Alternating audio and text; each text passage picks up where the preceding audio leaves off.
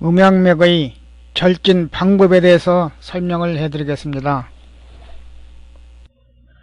맥을 감지할 때는 손목을 가볍게 감싸 쥐고 총구맥의 위치를 정확히 찾아서 이지로 총구를 짚고 3지, 4지를 차례로 총관청맥을 짚어 요골동맥의 흐름을 감지해야 됩니다. 이지 하나로 총구맥만을 감지했을 때는 맥의 흐름이나 감도를 느끼는데 어려움이 있을 수 있습니다. 요골동맥의 흐름이 감지되었으면 촌관청맥 중 어느 맥이 더 세게 뛰는지 아니면 약하게 뛰는지를 감지해서 환자 신체 부위의 허실을 상, 중, 하로 구분하여 허와실을 측정합니다. 이지를 짚은 촌구맥이 세게 뛰고 청맥이나 관맥이 약하게 뛰었을 때는 상총에 병이 있는 것으로 진단합니다. 임상에서 가끔 보는 일인데 총구맥 중에서도 촌상맥이 다른 맥에 비해 약하게 감지되었을 때는 허증성맥으로 머리가 무겁거나 기분 나쁠 정도로 은은하게 아픔을 느끼게 되며 이런 경우에는 대체적으로 뇌로 흐르는 순환이 활발하지 못할 때 이런 증상이 오게 됩니다. 혈액이 흐르는 혈관에 어떤 원인에 의해 장애를 받아 공급이 원활하지 못하다든가 혈액 자체의 산소가 부족하다든가 등의 여러가지 원인이 있을 수 있습니다. 뇌에는 혈액을 통해서 산소를 공급받습니다. 습하고 타간 공기를 마시면 머리가 무겁고 아픈 듯 만 듯 하는 정도의 흐릿한 느낌을 경험해 본 일이 있을 것입니다.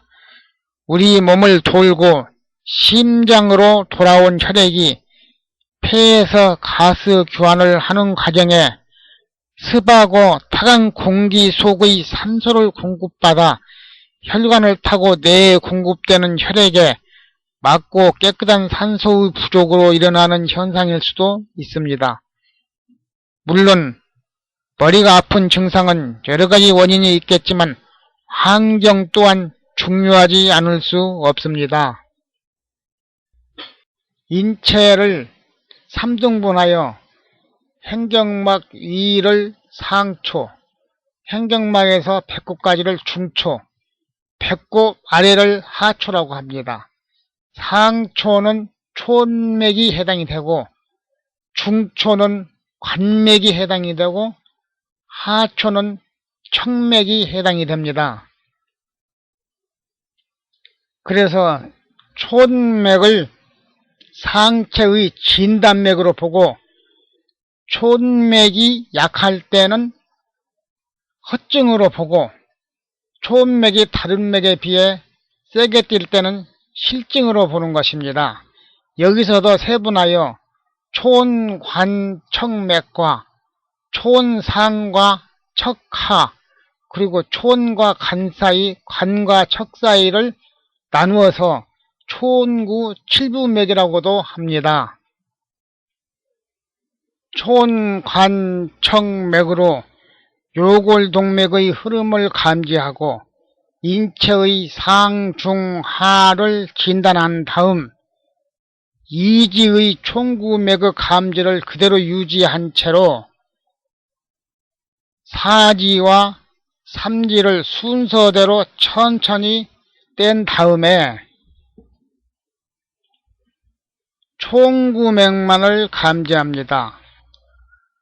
총구맥을 감지할 때 주의해야 할 점은 음맥을 짚는 총구 위치가 팔목의 요골두 사이로 흐르는 혈관이므로 맥박이 딱딱하게 느껴지고 조맥으로 착각할 수가 있습니다. 진장지맥이 뛸 때만 조맥으로 합니다.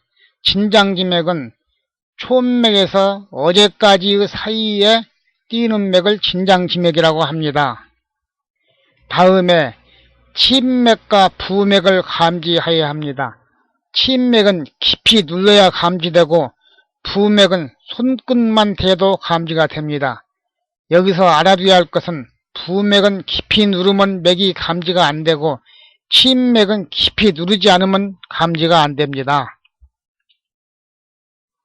총구맥의 감지를 유지한 채로 다른 한 손은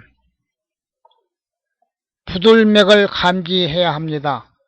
부돌맥은 남자의 경우는 갑상선이 보이지만 여자는 대체적으로 갑상선이 보이지 않기 때문에 목 가운데에 있는 가로 무늬를 향해서 뒤쪽으로 천천히 밀고 나가서 총경동맥을 감지해야 됩니다.